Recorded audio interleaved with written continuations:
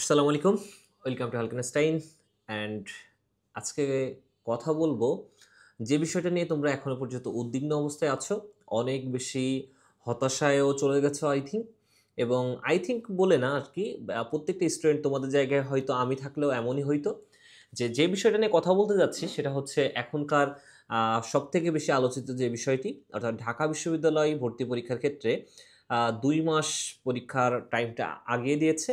শুধু এটা ঢাকা বিশ্ববিদ্যালয়ের ক্ষেত্রে না, যদি ঢাকা বিশ্ববিদ্যালয়ের পরীক্ষাটা আগে হয়ে থাকে তার মানে অন্যান্য যে পাবলিক বিশ্ববিদ্যালয়গুলো আছে, সেটা জাহাঙ্গীরনগর হইতে পারে, রাজশাহী, চিটাগাং, জগন্নাথ বা আনুষঙ্গিক যতগুলো ইউনিভার্সিটি বলো না কেন, সবগুলো ভর্তি পরীক্ষার ক্ষেত্রে টাইম কিন্তু ঠিক একইভাবে এগিয়ে আসবে। এটা হচ্ছে সত্য কথা, ঠিক আছে? আচ্ছা, এই ক্ষেত্রে কথা বলার অনেক জায়গা আছে, কিন্তু প্রথমে একটু বলে রাখি, একটু প্রিপারেশন কিভাবে নিবা এই টাইমটাতে তোমরা তোমাদের উদ্বিগ্নটা কাটাবা কি করে, হতাশাটা কাটাবা কি করে, সেটা পরের কথা বলি। কিন্তু প্রথম কথা হচ্ছে, এখানে আমাদের যে জায়গাটা কথা বলার জায়গা সেটা হচ্ছে ঢাকা বিশ্ববিদ্যালয়ের ক্ষেত্রে যে প্রিপারেশনটা নিবা সেটা পরে বলি। আগে আগে প্রথম কথা হচ্ছে, এই যে ২ মাস পরীক্ষাটা এগিয়ে দিল, এক্ষেত্রে তোমাদেরকে লেভেল, যেটা আমরা বলতেছি লেভেল প্লেইং ফিল্ড হিসেবে, যেটা নির্বাচনের জন্য তোমাদেরকে পরীক্ষাটা আগে শেষ করে দিতে যাচ্ছে, এটার জন্য আমি একটু দ্বিমত পোষণ অবশ্যই থাকবে।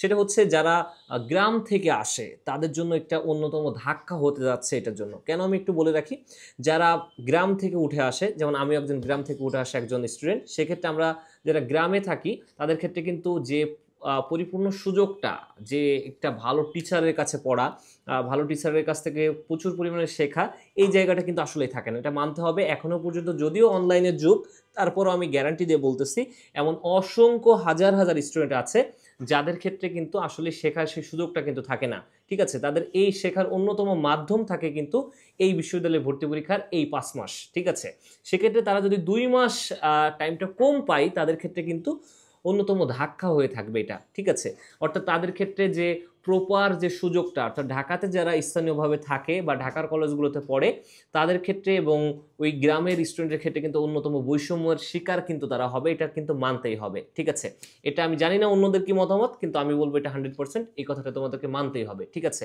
তো এখন তাহলে কি করা এখানে?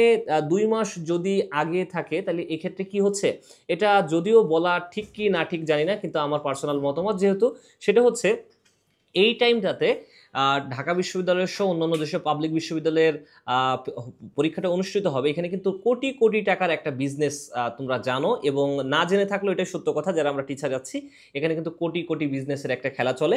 সেক্ষেত্রে এখানে কোনো কথা বলার সুযোগ নাই আমাদের। যেহেতু সুযোগ নাই, সেক্ষেত্রে এখন করণীয়টা কি? ঠিক আছে, যদিও তোমাদের কাছ থেকে যারা গ্রাম থেকে আসতেছো এদেরকে অনেকটা এইরকমই গলায় ছুরি ধরিয়ে আর কি তাদের কাছে হচ্ছে বৈষম্য স্বীকার করার মতোই আর কি, কিচ্ছু করার নাই। এই টাইমটাতে তোমাদের যারা হতাশায় ভুগতেছো বা উদ্বিগ্নতে ভুগতেছো যে কি করবে, তোমাদের ক্ষেত্রে যতই আন্দোলন করো না কেন, এখন যতই মাঠে নামো, এই ক্ষেত্রে কোনো কিচ্ছু করার নাই। কারণ যেহেতু নির্বাচন তোমাদের ফেব্রুয়ারিতে হওয়ার সম্ভাবনা বেশি, প্রত্যেকটা ইউনিভার্সিটি আসলে চাইবে যে তাদের ক্ষেত্রে সে বিজনেস হোক আর বা যাই হোক না কেন, সেটা হচ্ছে তোমার পরীক্ষাটা অবশ্যই জানুয়ারির মধ্যে শেষ করে দেওয়া। ঠিক আছে, আর একটা কথা বলে রাখি, যে পরীক্ষা হওয়ার পরে ১ বছর যদি তোমাদের বসেও রাখে তাও কিচ্ছু করার নাই। তোমাদেরকে কিন্তু সেই সেই আগের মতো করেই বলে রাখি, যারা গুচ্ছতে পরীক্ষা দিয়েছো, পরীক্ষা দিয়ে অনেক সময় দেখা যাচ্ছে ৩ মাস বা ৪ মাস বসে আছে, তার ক্লাস কিন্তু শুরু হয় না, কিন্তু তারপরও কিন্তু সেই পরীক্ষা যে বিজনেসের জায়গায় বিজনেস প্রত্যেকটা বিশ্ববিদ্যালয় করেই যাবে, এটাই হচ্ছে বাস্তবতা। তো যাই হোক, এত বাস্তবতার কথার মাঝখানে সব থেকে বড় যে জিনিসটা সেটা হচ্ছে পরীক্ষা যথাসময়ে হবে এবং তোমাকে এই স্বল্প সময়ের মধ্যেই প্রিপারেশনটা নিয়ে ফেলতে হবে। ঠিক আছে, সে জায়গাতে তোমাদের এখন করণীয়টা কি? যে ভাইয়া বারবার বলতেছো যে ভাই আমরা এখন কি করব? ঠিক আছে, এই কি করব বলাতেই কিন্তু তোমাদের আরো ১০ দিন চলে যাবে। অলরেডি পূজা ছুটিতে আছো, অনেকের ক্ষেত্রে এখানে কিন্তু অলরেডি একটু পিছিয়ে গেছো। তারপরেও বলবো যে এই টাইমটাতে ২-১ দিনের মধ্যে যে ছুটিটা কাটাচ্ছ, এর মধ্যেই পড়ার টেবিলে ফিরে আসো। পড়ার টেবিলে ফিরে এসে যে তোমরা যে কোচিংয়ে পড়তেছো বা যেখানে যেখানে তোমরা যে কোর্স কিনে ক্লাস করতেছো, এগুলো সব বাদ দিয়ে নিজে একটু যা পড়ালেখা করতেছো তার থেকে একটু বেশি করে নিজের পড়ার টেবিলে টাইম দাও। ঠিক আছে, কোনো কোচিংয়ের জন্য বা কোনো কিছুর জন্য ওয়েট না করে একটু বেশি বেশি নিজের পড়ার টেবিলে টাইম দাও, যত বেশি পারো। এখন থেকে নিজের মাইন্ড সেট আপ মানে নিজের মাইন্ড সেট আপটা এইভাবেই তৈরি করার ট্রাই করো যে পরীক্ষা আমাকে যাই হোক না কেন আগামী 2 মাসের মধ্যেই সকল পরীক্ষা আমার অনুষ্ঠিত হতে যাচ্ছে, সেখানে আমাকে পরীক্ষা দিতে হবে। ঠিক আছে, সেটা ভালো করার জন্য তোমাকে আমি বলতে পারি প্রথমত এখন থেকে পড়ার টাইমটা বাড়াও।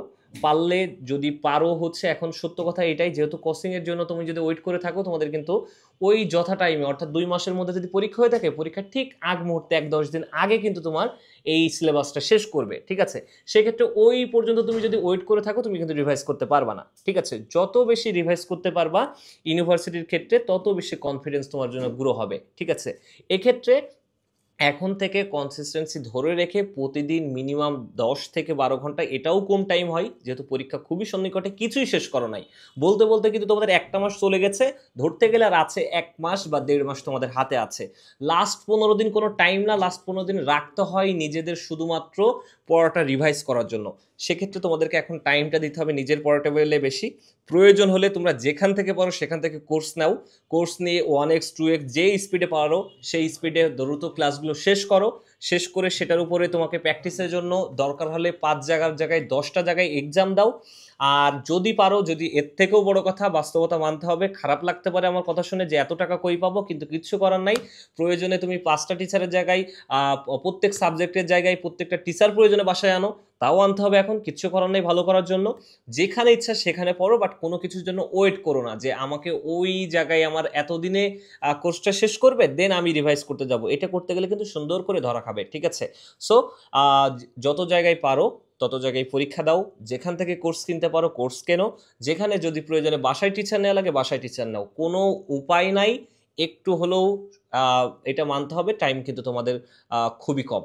ঠিক আছে, 2025 ব্যাচ তোমরা এইচএসসিতে ঠিকই অনেক বেশি খারাপ রেজাল্ট করছো, জানো বেশি খারাপ রেজাল্ট হবে আর কি, এটাও জানো, কারণ কি প্রশ্ন তোমাদের একটু অন্যরকম হয়ে গেছে, ঠিক ইউনিভার্সিটির প্রশ্নের ক্ষেত্রেও কিন্তু ঠিক অন্যরকম হয়ে যাবে, কারণ তোমাদের প্রস্তুতিটাই নিতে পারতেছো না ঠিক সেইভাবে আর কি।